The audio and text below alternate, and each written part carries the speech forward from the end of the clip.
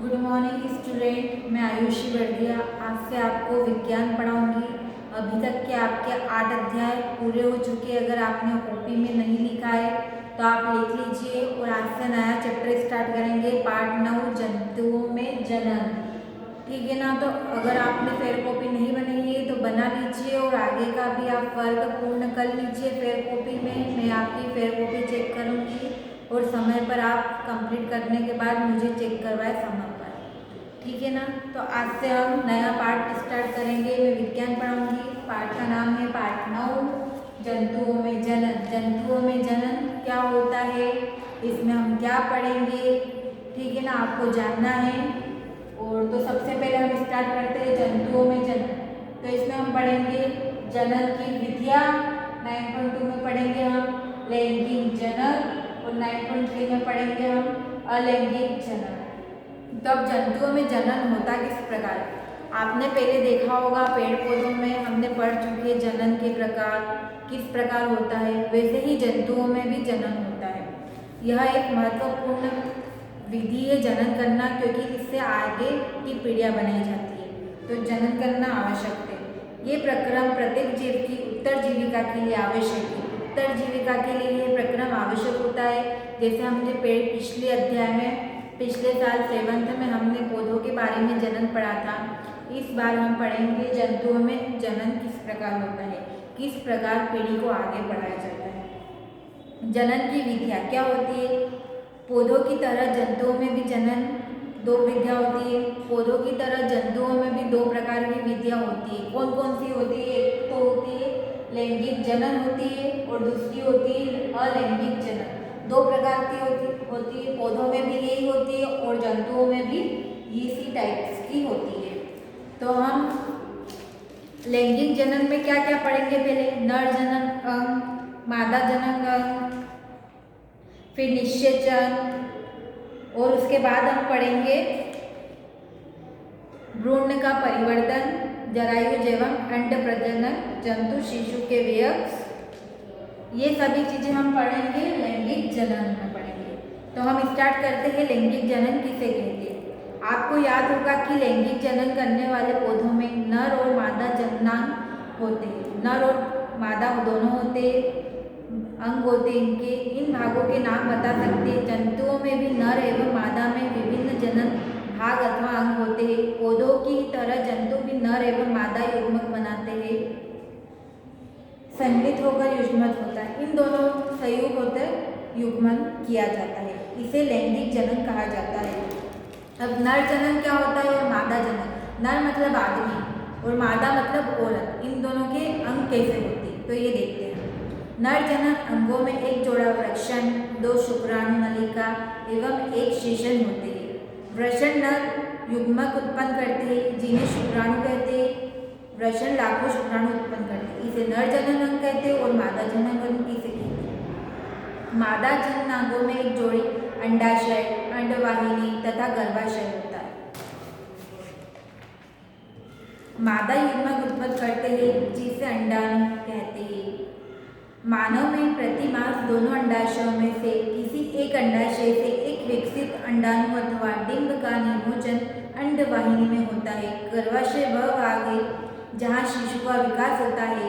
शुक्राणु की तरह अंडाणु भी एकल कोशिका है। गर्भाशय जहाँ पर शिशु जहाँ पर पैदा होता है, शिशु का विकास होता है, उसे गर्भाशय कहा जाता है। अब हमने पढ़ लिया नर के भाग और मादा के भाग। अब हम पढ़ेंगे निषेचन। निषेचन मतलब उसे निकालते हैं। जनन प्रक्रम का पहला चरण शुक्राणु और अंडाणु का फलन है। जब शुक्राणु अंडाणु के संपर्क में आते हैं तो इनमें से एक शुक्राणु अंडाणु के साथ संलित हो जाता है। जब शुक्राणु और अंडाणु दोनों मिलते हैं मादा और जनन में, तो यह एक शुक्राणु और अंडाणु एक साथ मिलकर निषेचन बनाते हैं। ठीक है ना। निषेचन के समय शुक्राणु और अंडाणु संलित होकर एक हो जाते हैं। निषेचन के परिणाम स्वरूप युग्मन निर्माण होता है। किसका निर्माण होता है, युग्मनज का निर्माण होता है। ठीक है ना। वह निषेचन जो मादा के शरीर के अंदर होता है आंतरिक निषेचन कहा जाता है। जो मादा के अंदर होता है मतलब औरतों के अंदर होता है उसे आंतरिक निषेचन कहा जाता है। मनुष्य, गाय, कुत्ते तथा मुर्गी इत्यादि अन्य जंतुओं के में आंतरिक, इन सभी में क्या होता है, आंतरिक निषेचन होता है। आपको यह आश्चर्य होगा कि अनेक जंतुओं में निषेचन की यह प्रक्रिया मादा जंतु के शरीर के बाहर होती है। इन जंतुओं में निषेचन जल में होता है। आइए पता लगाए कि किस प्रकार संपन्न होता है। अब कुछ में बाहर भी होता है तो किस प्रकार होता है ये देख लेते हैं। बसंत अथवा वर्षा ऋतु में मेंढक तथा टोड़ पोखर तालाब और मंद गति से बहते झरने की ओर जाते हैं। जब नर तथा मादा एक साथ पानी में आते हैं, बरसात के समय में बहुत सारे जानवर एक समय में इकट्ठे हो जाते हैं, भे के होते, जब मादा भी आते हैं और नर भी आते हैं, यह दोनों एक समय साथ में इकट्ठे हो जाते हैं, तो इनके युग्मन को हम कहेंगे, युग्मन होता है इन दोनों का मिलन होता है, तो इससे क्या होते हैं, लाखों अंडे पैदा होते हैं, लाखों मुर्गी अंडे देती है, ठीक है ना। तो इसे हम कहेंगे वर्षा ऋतु में मिलन के समय। मादा जैसे ही अंडे देती है, नर उस पर शुक्राणु छोड़ देता है। प्रत्येक शुक्राणु अपनी लंबी पूंछ की सहायता से जल में इधर उधर तैरते रहते हैं। शुक्राणु अंड कोशिका के संपर्क में आते हैं, जिसके फलस्वरूप निषेचन होता है। इस प्रकार का निषेचन, जिसमें नर एवं मादा युग्मक का चलन मादा के शरीर के बाहर होता है, बाह्य निषेचन। मादा के शरीर के बाहर होता है, इसे क्या कहते हैं, बाह्य निषेचन कहते हैं। अब हम पढ़ेंगे लैंगिक में भ्रूण का परिवर्तन। भ्रूण का परिवर्तन किसे कहते हैं ये पढ़ेंगे। तो निषेचन के परिणाम स्वरूप युष्मन बनता है, जो विकसित होकर भ्रूण में परिवर्तित होता है। युष्मन लगातार विभाजित होकर कोशिकाओं के गोलों में बदल जाता है। तत्पश्चात कोशिकाएं समूहीकृत होने लगती तथा विभिन्न ऊतकों और अंगों में परिवर्तित होती है। इस विकसित होती हुई संरचना को भ्रूण कहते हैं। भ्रूण मतलब जब बच्चे अंदर बन जाते, कोख पे बन जाते हैं, लेकिन उसमें मर जाते, पेट में ही मर जाते, तो इस प्रक्रिया को भ्रूण कहते हैं। गर्भाशय का पूर्ण नियंत्रण विकास होता रहता है।